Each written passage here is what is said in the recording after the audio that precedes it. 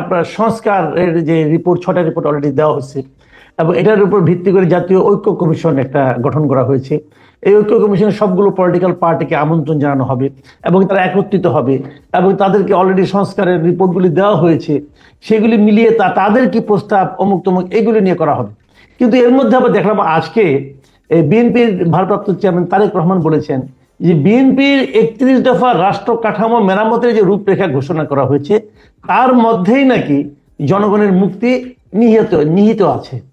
তো ছেড়ে যদি থাকে, এবং উনি এটাও বলেছেন যে এখন অনেকেই রাষ্ট্র মেরামতের কথা বলছে, কিন্তু বিএনপি গত 2.5 বছর আগেই সেই কথা জাতির সামনে তুলে ধরেছিল। তাহলে এখন এই কথাটা শোনার পর আপনার কি মনে হয় যে সরকারের উদ্যোগে যে সংস্কার কমিশনের যে রিপোর্টগুলি পাওয়া গেছে সেই রিপোর্টগুলি নিয়ে জাতীয় ঐক্যমত্য গঠন করা খুব সহজ হবে? অসম্ভব। অসম্ভব কেন? যতগুলি রিপোর্ট আসছে তার মধ্যে গোটা 3 রিপোর্ট আমি পুঙ্খানুপুঙ্খ না হোক আমি পড়েছি। একটা রিপোর্ট আছে 200 পাতার, যে আপনার জনপ্রশাসনের সংস্কার রিপোর্ট। এইখানে আপনার এক একজনে এক এক রকমের কথা বলছে। আমি যে একটা মেজর ইস্যুর কথাই বলি, যে আপনার এই জনপ্রশাসন মন্ত্রণালয়ে 4টা প্রদেশ ভাগ করতে বলছে বাংলাদেশকে, 4টা প্রদেশ। আবার এই ইলেকশন নির্বাচন সংক্রান্ত কমিশন করছে, আপনার প্রপোজ করছে দ্বিকক্ষ বিশিষ্ট করতে হবে, পার্লামেন্ট করতে হবে। এখন আপনি 2টা ইস্যুই ধরেন, যে 4টা প্রদেশ যে করবে এবং ঢাকাকে একটা প্রদেশের মর্যাদা দিয়ে দিল্লির মতো করতে চাচ্ছে, অর্থাৎ প্র্যাকটিক্যালি 5টা প্রদেশ করবে।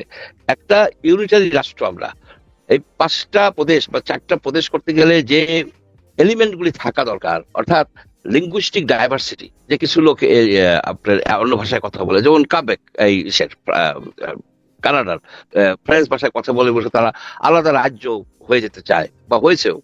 আপনার এথনিক ডাইভার্সিটি থাকতে হবে। আপনার 99% লোক বাংলা ভাষায় কথা বলে, 99% লোক এথনিক্যালি বাঙালি, আপনার 91% লোক ইসলাম ধর্ম, একই ধর্ম, সেখানে কোনো ডাইভার্সিটি নাই। সেই জায়গায় আপনি 4টা প্রদেশে কিভাবে কোন যুক্তিতে ভাগ করবেন, এটা আমার মাথায় খেলে না। ইউনিটারি রাষ্ট্র এটা, এখানে ইউনিটারি একটা রাষ্ট্র আছে, সেখানে আপনি আপনার দ্বিকক্ষ বিশিষ্ট যদি করতে যান, ঠিক আছে। এই যে সেলফ কন্ট্রাডিকশন, এর কারণে হয়তো এটা বাতিল হয়ে যাবে, কিন্তু এখানে তো বাতিল হলে তো সমস্যা নেই, 2-1টা বাতিল হতেই পারে। কিন্তু আমার কথাটা হলো কি, যে রাজনৈতিক দলগুলোর সঙ্গে এই সংস্কার কমিশন নিয়ে জাতীয় ঐক্যটা প্রতিষ্ঠা করা সম্ভব অথবা সহজ হবে কিনা? হবে না। হবে না কেন? আপনি দেখেন, এটা একটা না হলে কোনো সংস্কার হবে না। যে সংস্কারটা ডক্টর ইউনূস উইদাউট কন্ট্রোভার্সি করতে পারতেন, সবাই সাপোর্ট করতো, সেটা হচ্ছে কি, যে আমাদের দুর্নীতি বিরোধী আইনকে শক্তিশালী করে ফেলতেন, তার কাঠামোকে আরো শক্তিশালী করতে পারতেন, আরো ম্যান পাওয়ার নিতে পারতেন। সেটা উনি করেন নাই। আপনার যে ইসলামিক দলগুলি, তারা চাচ্ছে শরিয়া ভিত্তিক রাষ্ট্র ব্যবস্থা। সেটা যদি না হয়, তারা সশস্ত্র বিপ্লব করবে বলে একটা ইসলামিক দল আজকে ঘোষণা দিয়েছে।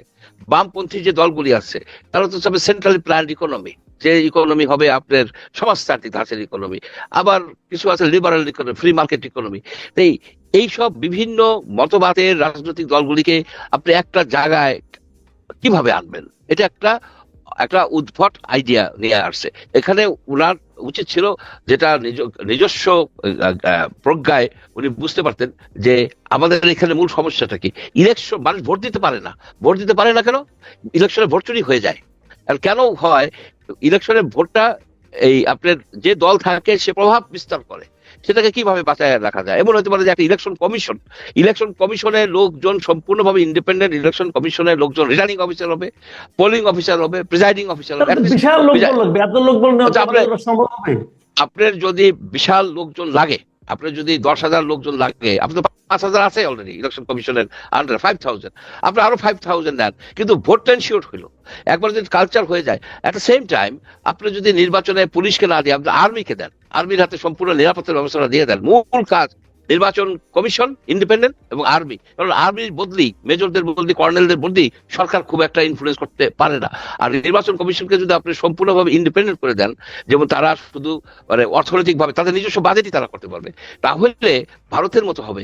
তারা নির্বাচনটা প্রভাব মুক্ত থাকবে। এটা হচ্ছে মূল কথা। আমরা ভোট দিতে পারি নাই বলে শেখ হাসিনাকে খেলাইছি। 3 বার আপনার করা হয়েছে।